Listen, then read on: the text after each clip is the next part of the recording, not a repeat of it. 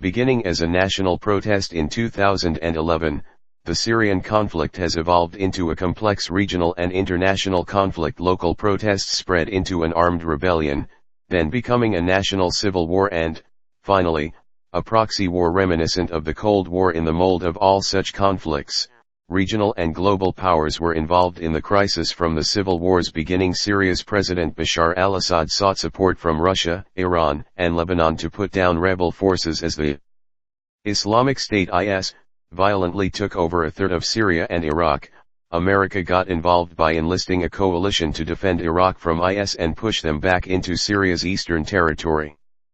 Beyond this simple plan for containment, no clear strategy was established for America's involvement, what a successful intervention would look like, or an open public discussion of dealing with Russian military involvement. Initially, it was hoped that reclaiming lost Iraqi ground would be the end of U.S. involvement.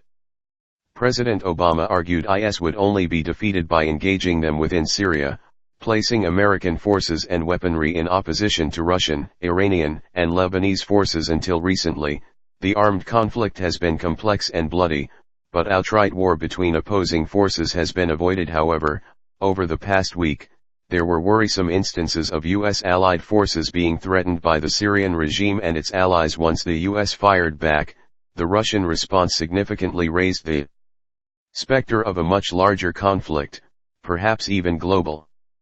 The stage was set for an event that has been avoided for over 60 years: Russian and American jets flying sorties and bombing, in the same airspace, on opposing sides of a conflict.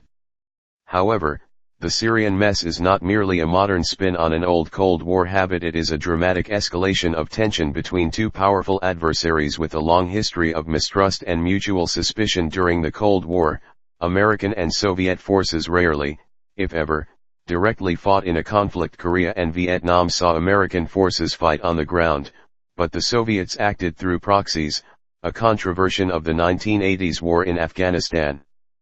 This dance of war reflected a mutual, genuine fear, a fear of two nuclear-armed powers fighting each other directly. Institutions like the infamous hotline in the White House to the Kremlin were created to further improve communication between Moscow and Washington, D.C. in perilous times. These institutions, and the willingness to use them before disaster struck, helped stop the cold, conventional conflict from escalating into the hot, potentially nuclear war it could become.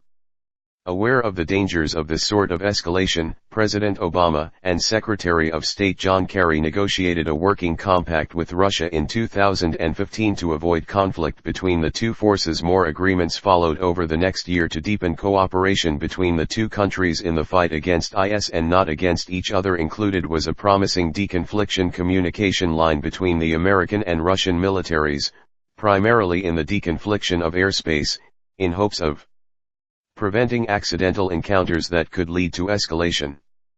But, after the myriad attacks from both American and Syrian allied forces in the past week, Russia seems intent on raising tensions. The Russian Defense Ministry stated they would now be treating coalition forces as potential enemy targets. To make matters worse, Russia suspended the use of the deconfliction hotline as the two powers continue to cross each other and communications are cut further. The threat of global escalation increases.